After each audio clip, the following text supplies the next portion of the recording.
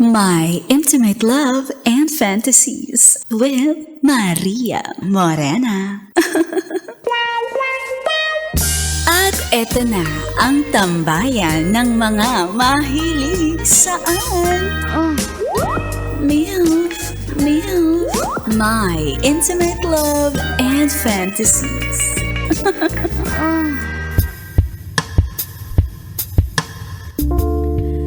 Sa ating episode na pinamagatang Masarap ang Bawal. May kwento ako. Babae ako. At alam ko naman na maaaring ma-judge ako after nilang madinig ang kwentong My Intimate Love and Fantasy ko.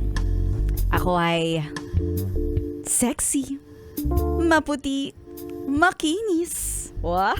Yummy! Yummy, te!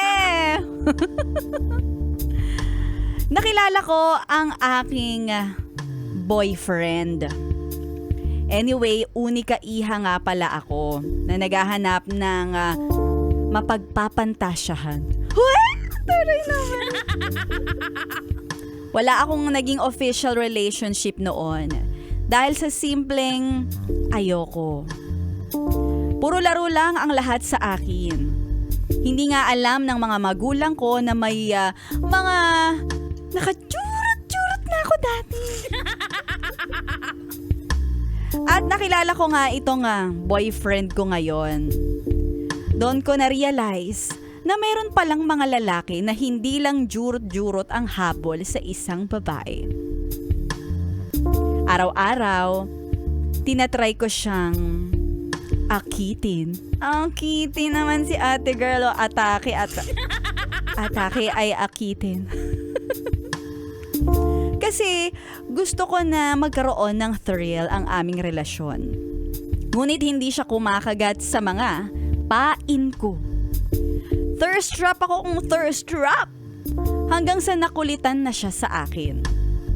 At nung naging kami, sabi niya, dadating din ang panahon na ipapakilala niya ako sa mga magulang niya. Walang halong eme si boyfriend, puro pure intentions lang ang binibigay niya sa akin. Hanggang sa parang naghahanap ako ng thrill na hindi ko makuha sa aking jowa. Aww. Kaya naman, hindi ko pinaalam sa boyfriend ko yung mga nakaraan ko. Kasi hindi naman niya maiintindihan. And one time, sa aking sobrang boring, nagbar ako nang hindi niya alam.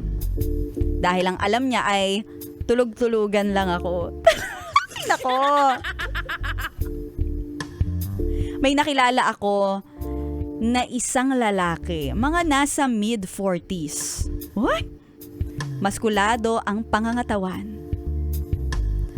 At yun ang aking naging kajurot-jurot na isang gabing yun. Kaya naman, pagkatapos noon ay wala nang contact. Hindi ko inaya si jowa sa aking mga ginagawa tuwing gabi. Kaya naman, dumating na yung panahon na kailangan ko nang magpaka-behave. Bigla na lang nagyaya ang boyfriend ko na magpunta sa bahay nila. At since mag-iisang taon na din kami, ipapakilala niya daw ako sa lahat ng angkan niya. Habang papasok kami, nakita ko yung naka-ex jurot-jurot ko na pinsan niya pala. Pero deadma lang.